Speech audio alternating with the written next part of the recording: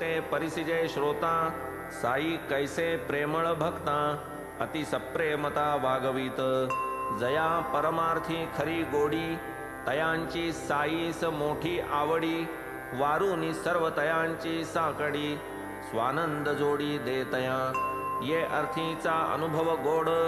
बाळासाहेब देवांची होड पुरविली पुरवूनी तयांचे कोड दिधली त्या जोड भक्तीची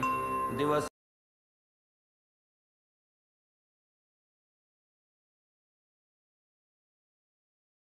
नोकरी केल्याशिवाय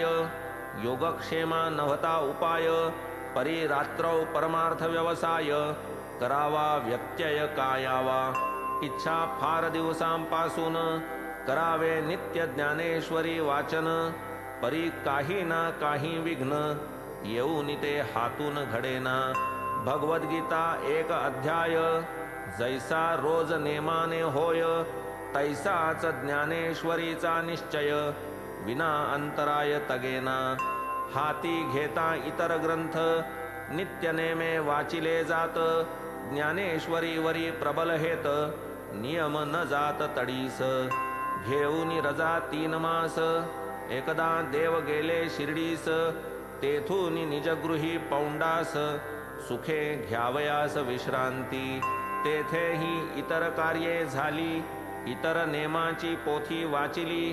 ज्ञानेश्वरीची हौस न पुरली वेळ न आली तियेला हाती घेता ज्ञानेश्वरी विकल्प काही उठावे अंतरी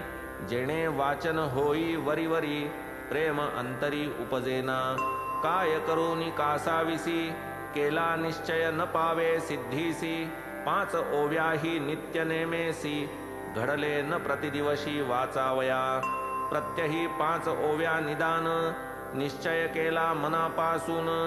त्याही न नेमे मजहातून उल्हासे वाचून जाहल्या म्हणून मग केला नेम साईच जेव्हा देतील प्रेम म्हणतील वाच तेव्हाच उपक्रम करीन संभ्रम विरहित निष्ठा साईंच्या पायापाशी जेव्हा साई देतील आज्ञेसी तेव्हाच वाचीन ज्ञानेश्वरीसी कृतनिश्चयेसी बैसलो असो येता महोदय पर्व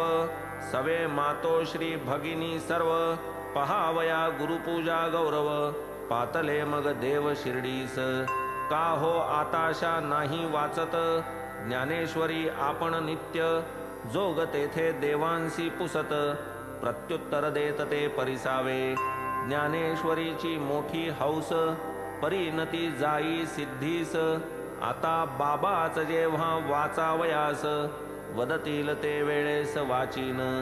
तव जोग कथिती युक्ती ज्ञानेश्वरीची आणूनी पोथी द्यावी साई बाबांची हाती वाचावी ते देती तव तुम्ही न लगे मज काही युक्ती बाबा माझे अंतर जाणती ते कान माझी अढी पुरविती वाच स्पष्टोक्ती वदतील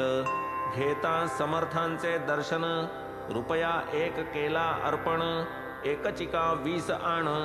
म्हणती त्या लागून तव बाबा आणून 20 रुपये दिधले रात्री बालकरामास भेटले साई कृपा कैसी पावले वृत्त त्या